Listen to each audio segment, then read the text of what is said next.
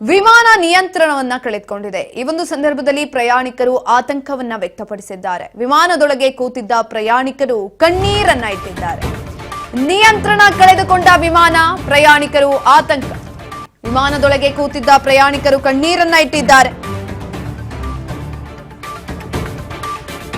3 ಗಂಟೆ ಆಗಸದಲ್ಲಿ ಗಿರಕಿ ಹೊಡೆದ fly 91 airlines ಇದು.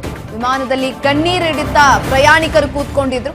ವೇಗದ ನಿಯಂತ್ರಣ ಏಕಾಏಕಿ ಕಳೆದುಕೊಂಡ ಫ್ಲೈಟ್ ವಿಮಾನವನ್ನ ಸೇಫ್ ಆಗಿ ಲ್ಯಾಂಡ್ಗೆ ಮಾಡೋದಕ್ಕೆ ಪೈಲಟ್ ಹರಸಾಹಸವನ್ನ ಪಟ್ಟಿದ್ದಾರೆ. ಸೇಫ್ ಆಗಿ ಲ್ಯಾಂಡ್ ಮಾಡೋದಕ್ಕೆ ಪೈಲಟ್ ಹರಸಾಹಸವನ್ನ ಪಟ್ಟಿರುವಂಥದ್ದು. ನಿಯಂತ್ರಣವನ್ನ ಕಳೆದುಕೊಂಡಿತ್ತು ವಿಮಾನ.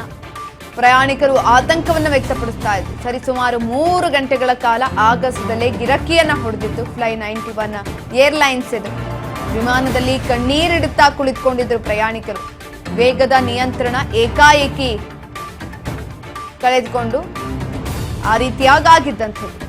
ವಿಮಾನವನ್ನ ಸೇಫ್ ಆಗಿ ಲ್ಯಾಂಡ್ ಮಾಡೋದಕ್ಕೆ ಪೈಲಟ್ ಹರಸಾಹಸವನ್ನ ಪಟ್ಟಿದ್ದಾರೆ. ಇದೇ ಸಂದರ್ಭದಲ್ಲಿ ವಿಮಾನದೊಳಗೆ ಕೂತಿದ್ದಂತಹ ಪ್ರಯಾಣಿಕರು ಕೂಡ ಕಣ್ಣೀರನ್ನ ಇಟ್ಟಿದ್ದಂಥದ್ದು. ಯಾಕಂತ ಅಂದ್ರೆ ಒಂದ್ಸಲಿ ವಿಮಾನ ಅಪಘಾತ ಆಗಿ ಇದೇ ರೀತಿಯಾದಂಥ ದುರಂತ ಸಂಭವಿಸಿ ಸಾವು ನೋವಿನ ಸಂಖ್ಯೆ ಜಾಸ್ತಿ ಆಗಿತ್ತು. ಅವಾಗಿನಿಂದಲೂ ಕೂಡ ವಿಮಾನದಲ್ಲಿ ಯಾರೇ ಪ್ರಯಾಣ ಮಾಡ್ತಾರೆ ಅಂತ ಅಂದ್ರೂ ಕೂಡ ಅವ್ರ ಜೀವವನ್ನ ಕೈನಲ್ಲಿ ಇಟ್ಕೊಂಡಿರ್ತಾರೆ. ಯಾಕಂತಂದ್ರೆ ಯಾವಾಗ ಏನಾಗುತ್ತೋ ಅಂತ. ಈ ರೀತಿಯಾಗಿ 3 ಗಂಟೆಗಳ ಕಾಲ ಸತತವಾಗಿ ಗಿರ್ಕಿಯನ್ನು ಹೊಡೆದಂತ ಸಂದರ್ಭದಲ್ಲಿ ಅವರಿಗೆ ಆತಂಕ ಆಗಿರೋದು ಸತ್ಯ. ಹಾಗಾಗಿ ಕಣ್ಣೀರನ್ನ ಇಟ್ಟಿದ್ದಾರೆ. ಹುಬ್ಬಳ್ಳಿಯಲ್ಲಿ ಇಳಿಯಬೇಕಾಗಿದ್ದ ಫ್ಲೈ 91 ಏರ್ಲೈನ್ಸ್ ಹುಬ್ಬಳ್ಳಿಯಲ್ಲಿ ನಿನ್ನೆ ಸಂಜೆ 4:30ಕ್ಕೆ ಲ್ಯಾಂಡ್ ಆಗಬೇಕಾಗಿದ್ದಂತಹ ಫ್ಲೈಟ್ ಇದು. ಹುಬ್ಬಳ್ಳಿ ಬದಲು 3 ಗಂಟೆ ತಡವಾಗಿ ಬೆಂಗಳೂರಿನಲ್ಲಿ ಲ್ಯಾಂಡ್ ಆಗಿದೆ. ಬೆಂಗಳೂರಿನಲ್ಲಿ ರಾತ್ರಿ 7:30ಕ್ಕೆ ಲ್ಯಾಂಡ್ ಆಗಿದೆ ವಿಮಾನ. ಹೈದರಾಬಾದ್ನಿಂದ ಹುಬ್ಬಳ್ಳಿಗೆ ಬರುತ್ತಿದ್ದಂತಹ ಫ್ಲೈಟ್ನಲ್ಲಿ ದೋಷ ಕಾಣಿಸಿಕೊಂಡಿತ್ತು. ಫ್ಲೈ 91 ಏರ್ಲೈನ್ಸ್ IC3401 ಸಂಖ್ಯೆ ವಿಮಾನದಲ್ಲಿ ದೋಷ ಆಗಿದ್ದಂಥದ್ದು. ಹುಬ್ಬಳ್ಳಿಯಲ್ಲಿ ಇಳಿಯಬೇಕಾಗಿದ್ದಂಥ ಫ್ಲೈ 91 ಏರ್ಲೈನ್ಸ್ ದೋಷಗಳಿಂದ ಅಲ್ಲೇ ಉಳಿದುಕೊಂಡಿತ್ತು. ಈ ಒಂದು ಸಂದರ್ಭದಲ್ಲಿ ತಡವಾಗಿ 3 ಗಂಟೆ ತಡವಾಗಿ ಬೆಂಗಳೂರಿನಲ್ಲಿ ಲ್ಯಾಂಡ್ ಆಗಿದ್ದಂಥದ್ದು. ಹುಬ್ಬಳ್ಳಿಯಲ್ಲಿ ಲ್ಯಾಂಡ್ ಆಗಬೇಕಾಗಿತ್ತು, ಆದರೆ ಆಗಲಿಲ್ಲ. ತಾಂತ್ರಿಕ ದೋಷದಿಂದ ನಿಯಂತ್ರಣವನ್ನ ಕಳೆದುಕೊಂಡು ಸುಮಾರು 3 ಗಂಟೆಗಳ ಕಾಲ ಆಗಸದಲ್ಲೇ ಸುತ್ತಾಟವನ್ನ ನಡೆಸಿದ ಬಳಿಕ ಹುಬ್ಬಳ್ಳಿಯಲ್ಲಿ ನಡಿಬೇಕಾಗಿದ್ದಂತಹ ಮಹಾ ದುರಂತ ತಪ್ಪಿರುವಂಥದ್ದು. ಇದೇ ಸಂದರ್ಭದಲ್ಲಿ ಪೈಲಟ್ ಕೂಡ ಹರಸಾಹಸವನ್ನ ಪಟ್ಟಿದ್ದಾರೆ ಕೆಳಗಡೆ ಇಳಿಸೋದಕ್ಕೆ. ಫ್ಲೈ 91 ಏರ್ಲೈನ್ಸ್ IC3401 ಸಂಖ್ಯೆ ಫ್ಲೈಟ್ ಹೈದರಾಬಾದ್ನಿಂದ ಹುಬ್ಬಳ್ಳಿಗೆ ಹೊರಟಿತ್ತು. ನಿನ್ನೆ ಮಧ್ಯಾಹ್ನ 3 ಗಂಟೆಯಿಂದ 4 ಗಂಟೆಗೆ ಸರಿಸುಮಾರಾಗಿ ಲ್ಯಾಂಡ್ ಆಗಬೇಕಾಗಿತ್ತು, ಆದರೆ ಆಗಲಿಲ್ಲ. 3 ಗಂಟೆ ತಡವಾಗಿ ಅದು ಇದೀಗ ಬೆಂಗಳೂರಿನಲ್ಲಿ ಲ್ಯಾಂಡ್ ಆಗಿದೆ. ನಮಸ್ಕಾರ, ನಾನು ಶ್ಲೋಕ್ ಅಳ್ಗುಂಡ್ಗೆ ಅಂತೇಳಿ. ನಮ್ಮ ಅಪ್ಪ ಅಮ್ಮ ಇಬ್ಬರು ಹೈದರಾಬಾದ್ಲಿಂತ ಹುಬ್ಳಿಗೆ ಬರತ್ತಿದ್ದಾರೆ. ಹುಬ್ಳಿಗೆ ಬರೋ ಲ್ಯಾಂಡ್ ಆಗೋ ಫ್ಲೈಟ್ 4:30 ಅಲ್ಲಿಂದ 3 ಗಂಟೆ ಡಿಪಾರ್ಚರ್ ಆಗಿತ್ತು. 3 ಗಂಟೆ ಅಲ್ಲಿಂದ ಬಿಟ್ಟಿದಾಗ ಇಲ್ಲಿ 4:30 ಮುಟ್ಟೋದಿತ್ತು. 4:30 ಮುಟ್ಟಿಲ್ಲ. ನಾ 6 ಗಂಟೆ ಮಟ್ಟ ಇಲ್ಲೇ ವೇಟ್ ಮಾಡಿದಾಗ ನನಗೆ ಯಾರೂ ಒಬ್ಬರು ಹೇಳಿಲ್ಲ ಆ ಫ್ಲೈಟ್ ಬೆಂಗಳೂರಿಗೆ ಹೊಂಟಿದೆ ಅಂತೇಳಿ. ಇನ್ಫಾರ್ಮು ಮಾಡಿಲ್ಲ. ಇನ್ಫಾರ್ಮೇಷನ್ ಕೇಳಿದ್ರೆ ನಮಗೆ ಗೊತ್ತಿಲ್ಲ ಅಂತೇಳಿ ಕೈ ಬಸ್ ನಿಂತಿರ್ತಾರೆ. ಮತ್ತು ಇವ್ರ ಕೌಂಟರ್ದಾಗ ಯಾರು ಒಬ್ಬರು ಇಲ್ಲ. ನಾವು ಇಲ್ಲಿ 20-25 ಮಿನಿಟ್ಸ್ ಇಲ್ಲಿ 20-25 ನಿಮಿಷ ಜಗಳ ಮಾಡಿ ನಿಂತಾಗ ಅವ್ರು ನಮಗೆ ಹೇಳ್ತಾರೆ, ಇಲ್ಲ ನಾವು ಇಲ್ಲಿ ಸ್ಟಾಫ್ ಇಲ್ಲ ಅಂದಿದ್ದಕ್ಕೆ ನಾವು ಅಲ್ಲಿ ಒಳಗೆ ಇದು ಏರ್ಕ್ರಾಫ್ಟ್ ಫೀಡೆ ಹೋಗಿವಿ ಅಂತ ಹೇಳ್ತಾರೆ. ಇವರ ಸರ್ವಿಸ್ ಇಟು ಸರಿ ಇಲ್ಲ. ಇವ್ರು ನಮಗೆ ಟ್ರಕ್ ಇದು ಬಸ್ ಸ್ಟ್ಯಾಂಡ್ದಾಗಿಲ್ಲ, ಬಸ್ ಲೇಟ್ ಆಗಿತ್ತು ಅಂತಂದ್ರೆ ಹೇಳ್ತಾರೆ. ಇವ್ರು ನಾವು ಏರ್ಪೋರ್ಟ್ದಾಗ ಇಲ್ಲಿ 10-20 ಸಾವಿರ ಕೊಟ್ಟು ಟಿಕೆಟ್ ಬುಕ್ ಮಾಡಿದ್ವಿ, ಎಲ್ಲ ನೀರಾಗಾರ ರೊಕ್ಕ ಇದೆ. ಇದು ಏರ್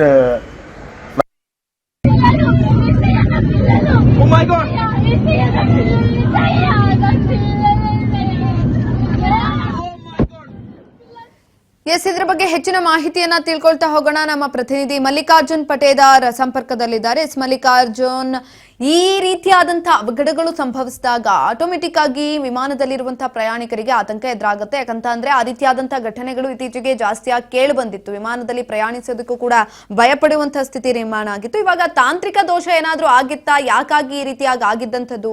3 ಗಂಟೆಗಳ ಕಾಲ ಆಗಸದಲ್ಲೇ ಗಿರಕಿಯನ್ನ ಹೊಡೆದಿದೆ. ಹೆಚ್ಚಿನ ಮಾಹಿತಿ ಕೊಡೋದಾದ್ರೆ. ಹೌದು ಸುಕನ್ಯಾ, ಏನಂತಂದ್ರೆ ಈಗಾಗಲೇ ದೇಶದೊಳಗೆ ಹಲವಾರು ವಿಮಾನ ದುರಂತಗಳು ನಡೆದನ್ನ ಕಣ್ಣಾರೆ ಕಂಡಿದ್ದೇವೆ, ಕೇಳಿದ್ದೇವೆ. ಈ ನಿಟ್ಟಿನಲ್ಲಿ ಏನಂತಂದ್ರೆ ವಿಮಾನದಲ್ಲಿ ಪ್ರಯಾಣ ಮಾಡಬೇಕಾದಂತ ಪರಿಸ್ಥಿತಿಗೆ ಇವತ್ತು ಎಲ್ಲರೂ ಭಯಪಡುವಂತ ಪರಿಸ್ಥಿತಿ ನಿರ್ಮಾಣ ಆಗಿದೆ. ಆ ನಿಟ್ಟಿನಲ್ಲಿ ಏನಂತಂದ್ರೆ ನಿನ್ನೆಯೂ ಸಹ ಏನಂತಂದ್ರೆ ಹೈದರಾಬಾದ್ಲಿಂದ 3 ಗಂಟೆ ಬಿಟ್ಟಂತ ಫ್ಲೈ 91 ಏರ್ಲೈನ್ಸ್ ಕಂಪನಿದು IC 3401 ಅಂತ ಏನ್ ಫ್ಲೈಟ್ ನಂಬರ್ ಇದೆ ಅದು ನಿನ್ನೆ 3 ಗಂಟೆ ಹೈದರಾಬಾದ್ಲಿಂದ ಬಿಟ್ಟು ಸೀದಾ ಏನಂತಂದ್ರೆ 4:30ಕ್ಕೆ ಹುಬ್ಬಳ್ಳಿಗೆ ಫ್ಲೈಟ್ ಆಗಬೇಕಾಗತ್ತ, ಹುಬ್ಬಳ್ಳಿಗೆ ಬಂದು ಲ್ಯಾಂಡ್ ಆಗಬೇಕಾಗತ್ತ. ಈ ಹಿನ್ನೆಲೆಯಲ್ಲಿ ಏನ್ 4:30 ಅಲ್ಲ 5:30 6:30ವರೆಗೂ ವೇಟ್ ಮಾಡಿದ್ರು ಸಹ ಇಲ್ಲಿ ಏನಂತಂದ್ರೆ ಆ ಹೈದರಾಬಾದ್ ಬಂದಂತ ಫ್ಲೈಟ್ ಹುಬ್ಳಿಗೆ ಇಳಿಯಲ್ಲ. ಕಾರಣ ಏನಂತಂದ್ರೆ ಅದರಲ್ಲಿ ತಾಂತ್ರಿಕ ದೋಷ ಕಂಡಿತ್ತು. ಹೀಗಾಗಿ ಏನಂತಂದ್ರೆ ಸೀದಾ ಏನಂತಂದ್ರೆ ಆ ಫ್ಲೈಟ್ ಬೆಂಗಳೂರು ಕಡೆ ಪ್ರಯಾಣ ಮಾಡ್ತದೆ. ಬೆಂಗಳೂರಿಗೆ 7:30 ಅಂತಂದ್ರೆ ಬೆಂಗಳೂರಿಗೆ ತಲುಪುತ್ತೆ. ಹೀಗಾಗಿ ಇಲ್ಲಿ ಏನು ಹುಬ್ಳಿಗೆ ಬರ್ಬೇಕಾದಂತ ಯಾರು ಪ್ರಯಾಣಿಕರಿದ್ರು ಅವ್ರಿಗಾಗಿ ಇಲ್ಲಿ ಏನ್ ಜನ ಕಾಯ್ತಿದ್ರು. ಅವ್ರ ಏನು ಪೋಷಕರನ್ನ ಆಗಲಿ ಪಾಲಕರನ್ನ ಕರ್ಕೊಂಡು ಹೋಗ್ಬೇಕಂತ ಇಲ್ಲೆಲ್ಲ ಜನ ಕಾಯ್ತಿದ್ರು. ಅವ್ರಿಗೆ 6:30 ಮಟನೂ ಸಹ ಇಲ್ಲಿ ಏನಂತಲ್ಲ ಹುಬ್ಬಳ್ಳಿಯ ಒಂದು ವಿಮಾನ ನಿಲ್ದಾಣಕ್ಕೆ ಸಂಬಂಧಪಟ್ಟಂತ ಅಧಿಕಾರಿಗಳು ಯಾರೂ ಒಂದು ಮಾಹಿತಿಯನ್ನು ಕೊಡಲ್ಲ. ಹೀಗಾಗಿ ಆಕ್ರೋಶಗೊಂಡಂತ ವಿಮಾನ ನಿಲ್ದಾಣಕ್ಕೆ ಬಂದಿದ್ದಂತ ಪೋಷಕರು ಏನ ಈ ಫ್ಲೈ 91 ಏರ್ಲೈನ್ಸ್ ವಿರುದ್ಧ ಒಂದು ಕಿಡಿಕಾರಿದ್ದಾರೆ ಅಂತ ಹೇಳ್ಬೋದು ಸುಕನ್ಯಾ. ಎಸ್ ಮಲ್ಲಿಕಾರ್ಜುನ್ ಪಟೇದಾರ್, ಇನ್ನೊಂದ್ ಕಡೆನಲ್ಲಿ ನಾವು ಗಮನಿಸಬೇಕಾಗಿರುವಂತಹ ವಿಚಾರ, ತಾಂತ್ರಿಕ ದೋಷ ಇರುತ್ತೆ ಅಂತ ಅಂದ್ರೆ ಮುಂಚಿತವಾಗಿ ಏನಾದ್ರೂ ನೋಡ್ಕೊಂಡಿರ್ಲಿಲ್ವಾ ಪೈಲಟ್? ಯಾಕಾಗಿ ಈ ರೀತಿಯಾಗಿ ಆಗಿದ್ದಂಥದ್ದು? ಜೊತೆಯಲ್ಲಿ ಎಷ್ಟು ಜನ ಪ್ರಯಾಣಿಕರಿದ್ರು ವಿಮಾನದಲ್ಲಿ? ಖಂಡಿತ ಏನು ಸುಕನ್ಯಾ ಅಂತಂದ್ರೆ ಇದರಲ್ಲಿ ಏನಾದ್ರೂ ತಾಂತ್ರಿಕ ದೋಷ ಕಂಡು ಬಂದಿದ್ದನ್ನ ಈಗ ತಾಂತ್ರಿಕ ದೋಷ ಇತ್ತಾ ಇನ್ನ ಬೇರೆ ಏನೋ ಕಾರಣ ಇತ್ತಾ ಅನ್ನೋದನ್ನಂತೆ ಈ ಫ್ಲೈ ಏರ್ಲೈನ್ಸ್ ಸಂಬಂಧಪಟ್ಟ 91 ಸಂಬಂಧಪಟ್ಟಂತ ಅಧಿಕಾರಿಗಳು ಹೇಳ್ಬೇಕಾಗತ್ತ.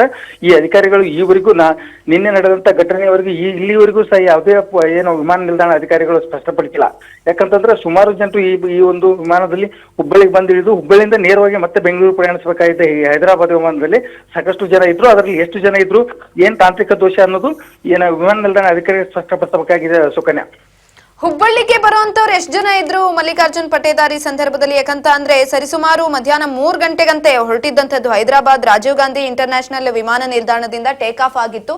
ಅದ್ 4:15 ಲ್ಯಾಂಡ್ ಆಗ್ಬೇಕಾಗಿತ್ತು. ಬೈ ಚಾನ್ಸ್ ಅಲ್ಲಿ ಅಲ್ಲೇ ಗಿರ್ಕಿಯನ್ನ ಹೊಡೆದು ಇದ್ದಿದ್ರಿಂದ ಹುಬ್ಬಳ್ಳಿಗೆ ಬಂದಿಳಿಬೇಕಾಗಿದ್ದಂಥವ್ರು ಎಷ್ಟು ಜನ ಇದ್ರು? ಅದರಲ್ಲಿ ಹುಬ್ಬಳ್ಳಿಯವ್ರು ಎಷ್ಟು ಜನ ಇದ್ರು? ಹೌದು, ಏನು ನಿನ್ನೆ ಹೈದರಾಬಾದ್ ಬಿಟ್ಟಂತ 3 ಗಂಟೆಗೆ ಹೈದರಾಬಾದ್ ರಾಜೀವ್ ಗಾಂಧಿ ಇಂಟರ್ನ್ಯಾಷನಲ್ ವಿಮಾನ ನಿಲ್ದಾಣ ಟೇಕ್ ಆಫ್ ಆದಂತ ಫ್ಲೈಟ್ ಸುಮಾರು 4 ಗಂಟೆ ಕಾಲ ಆಗಸದಲ್ಲಿ ಅಂದ್ರೆ ಮುಂಡಗೋಡ, ದಾವಣಗೆರೆ, ಶಿವಮೊಗ್ಗ ಹಿಂಗೆ ಅಂದ್ರೆ ಹುಬ್ಬಳ್ಳಿ ಸುತ್ತಮುತ್ತಲೇ ಗಿರಿಕೆ ಹೊಡೆದಿದೆ. ಯಾಕಂತಂದ್ರೆ ಇಲ್ಲಿ ಹುಬ್ಬಳ್ಳಿಗೆ ಇಳಿಸಬೇಕಾದಂತ ವಿಮಾನ ತಾಂತ್ರಿಕ ದೋಷದಿಂದ ಇಳಿಸಲಾಗಿಲ್ಲ. ಆದ್ರೆ ಹುಬ್ಬಳ್ಳಿಯಲ್ಲಿ ಬರ್ತಕ್ಕಂತ ಪ್ರಯಾಣಿಕರ ಸಂಖ್ಯೆ ಅಂದ್ರೆ ನಿನ್ನೆ ಅವರನ್ನ ಏನು ವೆಲ್ಕಮ್ ಮಾಡ್ಕೋಬೇಕಾಗಿತ್ತು, ಅವ್ರನ್ನ ಕರ್ಕೊಂಡು ಹೋಗ್ಬೇಕಾಗಿತ್ತು. ಅವ್ರು ಹೇಳುವ ಮಾಹಿತಿಯ ಪ್ರಕಾರ ಅಂತಂದ್ರೆ ಇಲ್ಲಿ 13 ಜನ ಹುಬ್ಬಳ್ಳಿಗೆ ಇಳಿಬೇಕಾಗಿತ್ತು ಅಂತ ಹೇಳ್ತಾ ಇದ್ದಾರೆ. ಅದರ ಅಧಿಕೃತವಾದ ಅಂಕಿ ಸಂಖ್ಯೆ ಮತ್ತೆ ಸ್ಪಷ್ಟವಾಗಿ ಇದು ವಿಮಾನ ನಿಲ್ದಾಣ ಅಧಿಕಾರಿಗಳು ಸ್ಪಷ್ಟಪಡಿಸಬೇಕಾಗತ್ತೆ. ಯಾಕಂದ್ರೆ ಅಲ್ಲಿಂದ ಎಷ್ಟು ಮಂದಿ ಟಿಕೆಟ್ ಅನ್ನು ತಗೊಂಡಿದ್ರು, ಎಷ್ಟು ಮಂದಿ ಇಳಿಬೇಕಾಗಿತ್ತು. ಯಾಕಂತಂದ್ರೆ ಕೆಲವಷ್ಟು ಜನ ಮಾತ್ರ ಇದ್ದವರು ಮಾತ್ರ ಇಲ್ಲಿ ವಿಮಾನ ನಿಲ್ದಾಣದಲ್ಲಿ ಬಂದಂತ ಜನರು ಮಾತ್ರ ಅದೊಂದು ಸ್ಪಷ್ಟಪಡಿಸಿದ್ದಾರೆ ಅಂತ ಹೇಳ್ಬೋದು ಸುಕನ್ಯಾ. ಧನ್ಯವಾದಗಳು ಮಲ್ಲಿಕಾರ್ಜುನ್ ಪಟೇದಾರ್ ಹೆಚ್ಚಿನ ಮಾಹಿತಿಗಾಗಿ.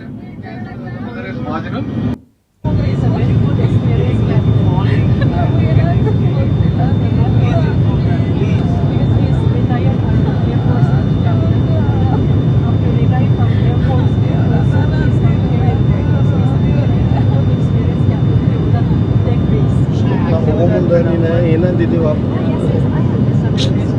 ಏನೇನು ಮಾತಾಡಿ ನಾ ಫ್ಲೈಟ್ ಹತ್ಕೊಂಡು ವಿಚಾರ ಮಾಡಿ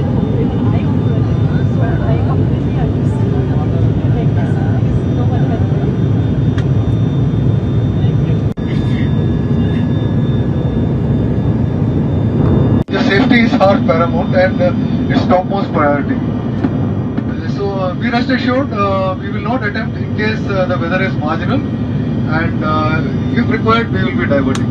But we still have another 30 to 45 minutes of endurance, and we are holding. We'll keep you updated. And have patience and kindly follow instructions of our cabin. Thank you.